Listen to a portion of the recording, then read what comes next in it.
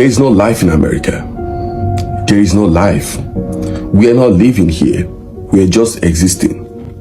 How can a normal human being work from Monday to Monday just to pay bills? So guys, first of all, let me say that I know that majority of us in Nigeria, and not just in Nigeria, but in Africa as a whole, see these countries, the UK, the US, Canada, the developed countries, we see them as the promised land. We see them as the land of milk and honey.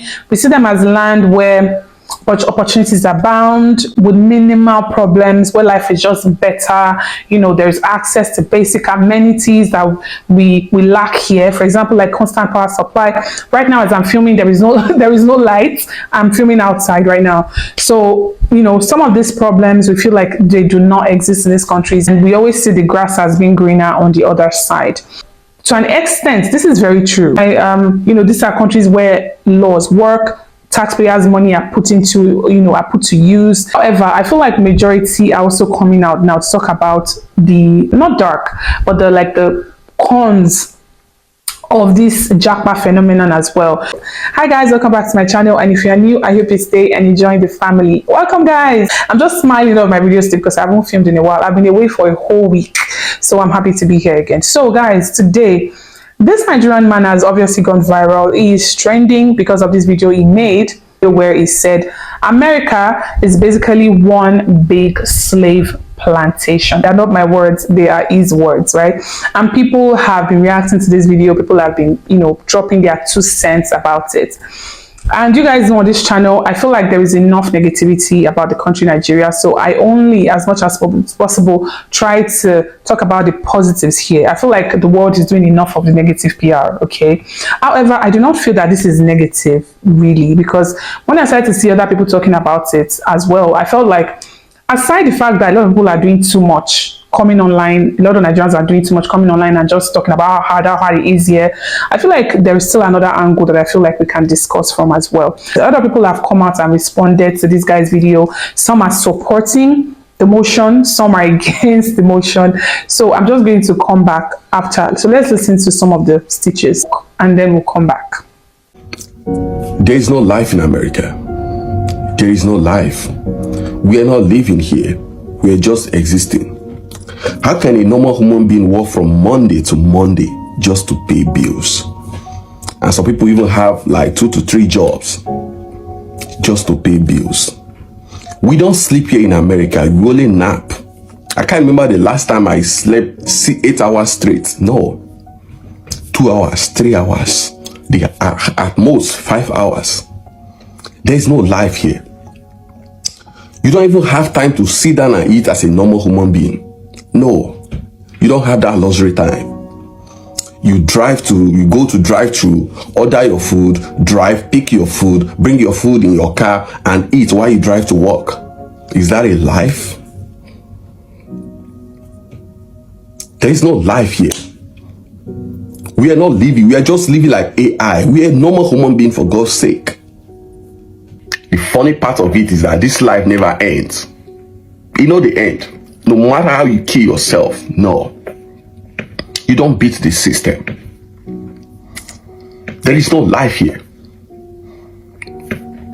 There is no life. Out of 365 days of the year, you only have 14 days for yourself to go to vacation. I know what some people do when they go vacation. They wear different clothes, go to different backgrounds, take pictures, and when they come back every week, they dish out these pictures. And you back home, you think, oh, this person is living. Look at where he's taking pictures. Look at him. But it's all fake life. Life in America is like occultic life. Nobody ever say it. It's like a secret court. You don't talk what you see. Baba, you don't come, you don't come. They talk. You don't explain it. You don't even tell people. You have to keep lying, living fake life. But within you, really and truly, you are not living. You are only existing. There is no life here. There is no life. The more money you make, the more problem that will come after that money. If you make $5,000 a month, your bill will rise to $6,500. The system is being structured in a way that you must be in debt. It's a normal thing. If you're debt free here in this America, the system will see you as if you are not responsible. that you are not even worthy to be trusted. You must owe in this country. You must owe. And that is how they get you. That is how they capture you. Because when you owe, you don't even go back home.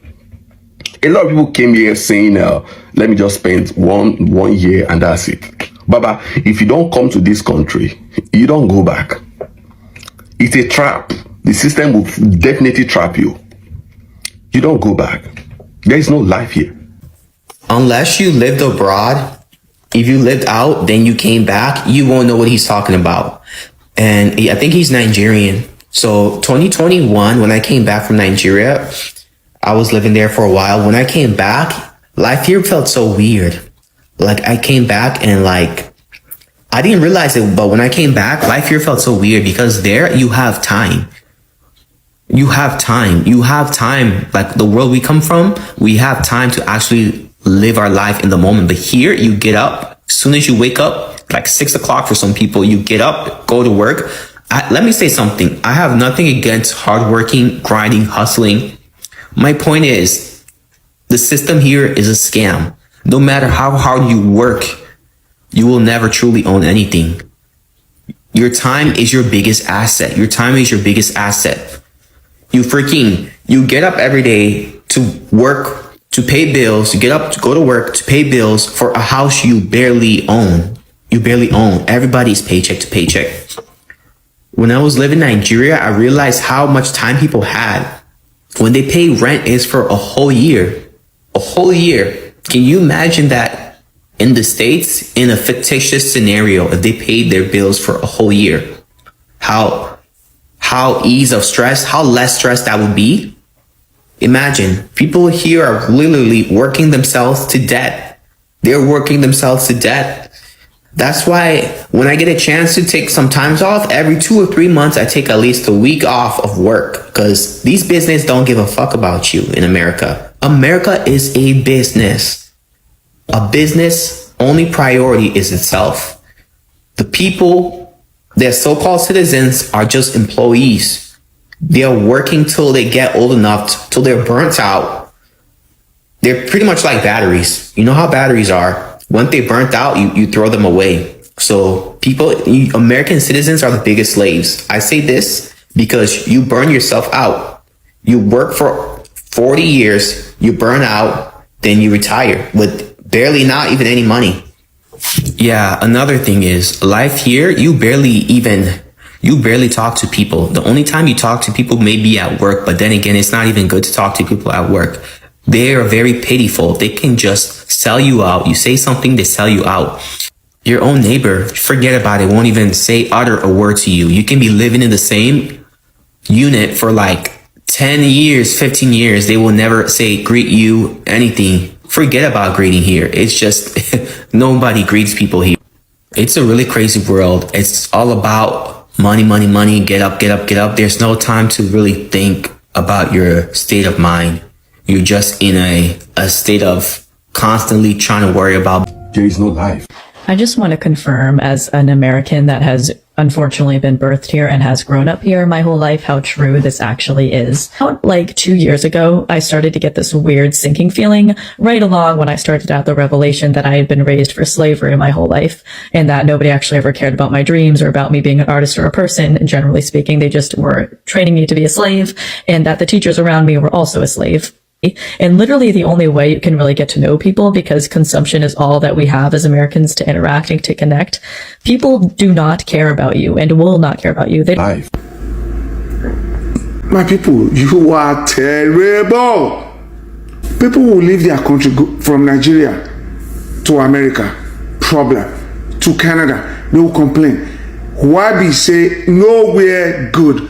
Nowhere. Anywhere Nigeria don't land, no good. You leave your country, you complain every time about your country. Every time. What the whole world knows about Nigeria was put out there by Nigerians. We are the ones who wash our dirty linen outside. You know, in America, you can decide not to walk. Yeah, you can decide to be homeless. Just buy tent, put outside. How can somebody walk Why won't you work? When I start complaining, people are tired of hearing your complaints. There is no life. Yes, my brother. There is a life in the USA. It's a good life here. It's better than Africa. I'm African, so I know what I'm talking about. In Africa, we don't get paid on time, especially our teachers. In the USA, we see life hard because we don't work together. That's the problem. We envy each other. Mexicans come to this country. They can even speak good English, but they have their own businesses. They have houses.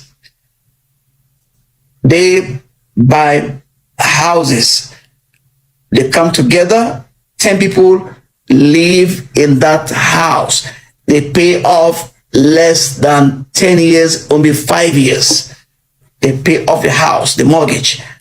Then after, they share the money or the profit between themselves. You see what I'm talking about? It's all about unity, my African brother. No jealous, no tribalism. If we stop doing that, we will see everything easy for all of us. Guys, I don't know. I think this guy said lots of things. One of the things I would say I do agree with in one of the things he said is the fact that yeah, we do pay yearly rent here in Nigeria, and I must say that it does really take the pressure off, because sometimes when I think about the fact that people have to think about their rent every single month. Just the thought of it is actually overwhelming. And also maybe the taxes. Some people have never paid taxes in their life in Nigeria, but of course I think that's also because the country is not functioning the way it should. In some ways that lessens the burden, or like the bills that we have to pay. Also, when you talk about how you work, but you don't actually own anything, maybe again, because as you know, here in Nigeria, if you build your house or you buy your house, you own your house. We don't really do mortgage and all of this stuff here. So it's a cash economy. So everything you have, you actually own, whether it's a car, it's a house, whatever, you actually own these things here. I've actually noticed that a lot of people, especially Black Americans, are really supporting this guy, and they're just saying, we've been telling you guys this, you guys just think you're lazy. We've been telling you guys that this country is structured, this country is a business, that the moment you get your social security number, that social security number is on the stock market or something like that, meaning that every social number is supposed to be generating a particular amount for the economy, and that's how they view you. It's crazy, but a lot of people have been coming to add their own 2 cents. All I would just say is, at the end of the day, every country would have its own pros and cons. Maybe some countries are tougher to live in than others, but there is no perfect place. This world is not perfect. So of course there is no perfect place, right? And honestly, the guy in the white t-shirt, one of the main things that I agree with that he said was the fact that Nigerians, every majority of the negative things that the world knows about Nigerians have played their parts. They've done their own fair share in doing that. Nigerians would use every opportunity to bash their country and talk down on it, talk about how bad it is and everything, you know, and that this same attitude is what they carry when they now travel to these other countries. They carry that same attitude to another country where they travel and start to talk about that country again and how the country is bad and all of that. But on the other side again, I think it is actually worrisome knowing that majority of the time these people do not get rest. They are always working. I find it concerning, to be honest. I feel like this must take a real toll on the mental health. I find that worrisome. I think another thing again that guy said that I find is true again is the fact that there is a communal life here in Nigeria. That is, your neighbors are your business. Even if your neighbors are not your business, you know, because I think like where I live now, everybody minds their business, but it is not to the extent where you come out in the morning and you don't greet each other. And you don't talk about how, oh, what happened? I noticed that the lights to your house was not on yesterday. What happened? Do you have a problem with your prepaid meter or something? My neighbor would ask me that. It would ask me that. It would be like, oh, I noticed you didn't bring your car into the compound. Do you need a mechanic? Something like that. That is just normal Nigerian behavior. Like, like even if they are not overly in your business, they will still, I think we just still have a thing where we care. So you cannot live in Nigeria and live in a flat where nobody knows you or your name, or no. It can't happen. It can't happen. The moment you see, they are going to greet you. Good morning. You're faring. If they do not see you out for 2 days, they'll come to knock your door and be like, oh, just want to know you are fine because, we didn't see you out in 2 days and we just said we should check on you. Like, oh, thank you, I'm fine. Yes, this is something that some Nigerians would do. So I feel like there is a pros and cons of it, but it also means that you typically are always checked on if you live in a country like Nigeria. And also another thing is it makes it really difficult to be homeless here. So even when you are poor in a country like Nigeria, it is extremely difficult to be homeless. Poverty here does not necessarily translate to homelessness, because there will always be somebody that will take you in, except you do not want the help, either family, friends, or something. There would always be someone. There's a sense of community. There is a communal living. It's just the culture here. So I feel like in those ways, maybe when you travel over there, that will now be a culture shock to you. Like, oh, I'm really on my own here. Nobody cares. Nobody cares how I'm faring. Nobody cares if I die. You find cases where they'll say, oh, a Nigerian was like this Nigerian man that was found, I think 3 weeks after he had died in his home, and it was a smell that made the neighborhood alert. Maybe the HOA or something like that, and they found out that he had passed. Say another woman too, the same case, a Nigerian woman who had passed through and had started to decompose in the house. These are things that cannot happen. If it happens in Nigeria, it is exceptional, and I think these are the culture shocks that maybe people experience when they get there. The differences in, social life, the differences in culture, things that we take as important. I feel like some might now find it really shocking. Like, nobody cares. You go out, your neighbors don't know you are. It could be a culture shock. How many of you remember this Nigerian student in Canada who was crying about how lonely she felt and how she had to work around the clock and still attend classes? Sometimes I feel so alone. I feel like I live with someone I can't have a conversation with, and I'm trying to cry and I even have to be silent about it.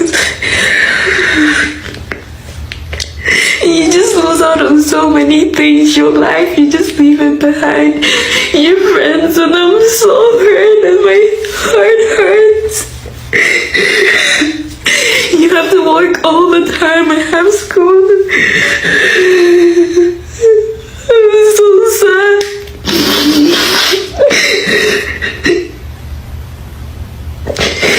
I'm hurting so much. Again, maybe the paycheck to paycheck, life, monthly pain of rent, the bills, because when you get to a country where everything is working now, you're adjusting, it might be difficult, and you have people coming out. But I just feel like overall, every country has its own pros and cons. Even these countries that seem to be like the land of milk and honey, where everything is perfect, they have their own issues as well. And of course, in Africa, we know we have a myriads upon myriads of issues. Yes, we know, but there is no perfect place. And I feel like wherever you go will probably turn out to be what you make of it. I know that some places you will probably have to work 10 times as hard than some other places. But again, I feel like probably it will still be whatever you make it, honestly. Because again, everybody keeps saying this, but they do not come back home, at least not permanently. So it means that somehow they are still able to manage and it's still working out for them. That's what I feel. So I feel like as long as you are not so frustrated that you are moving back home, then just keep making it work there rather than making videos and talking all the time about how it's not working. As long as it's not so bad that I've carried your bag and say I'm coming back home, then it means that it is not that bad. It means that you can still cope. Although some might not want to come back home because of shame and all of that, but overall, it means you can still cope. That's what I think. So I feel like this culture of every time setting up the camera and complaining, and maybe we should just tone it down. Maybe we should just tone it down a bit. However, I think it is also still important sometimes to make these videos just to inform people, not to discourage them to say do not come, but just for them to have realistic expectations of where they are coming, so they're able to manage their expectations, so they are not coming with rose-colored glasses and thinking, oh, when I'm coming, I'm just going to start picking money off the floor. Everywhere is Starbucks and I can just enter and pick a coffee and a donut for free and all of that. These type of videos too are not so completely bad, in the sense that they can help people have a realistic expectation of where they are going. That this place has poor people, it has starving people, it has homeless people that maybe you've never even seen before from a country where you're coming. So in order not to fall into that bracket, you have got to grind, you know. So yeah, I think there's pros and cons to these videos. I just feel like maybe we should just tone it down a bit. It's not completely not do it. I think it's important for information, but maybe let's just tone it down a bit, okay? Also, this in no way represents the majority of Nigerians abroad and in the diaspora, because Nigerians are still one of the ethnicities in America with the highest income, that earn the highest income. And so Nigerians are hustlers, you know, they make something of themselves no matter the challenges. And for those who come here and start saying, you people say your country, but you people never stay in your country, but always traveling. Do people not travel in your own country where you live? Your country, people don't immigrate to your country where you live. Nigeria is the most populous black nation on earth. So it is normal that you see more of Nigerians in these countries, okay? People travel to your country where you go. So yes, that one, no point, okay? I'm just telling you before you go and leave it in the comments. Let me just address it for you here. Anyways, that's it guys for this video. Thank you for watching. Let me know what you guys think. Let me know what you guys think of this video, and don't forget to like, don't forget to subscribe to the channel, and I'll see you guys on the next one. Bye guys.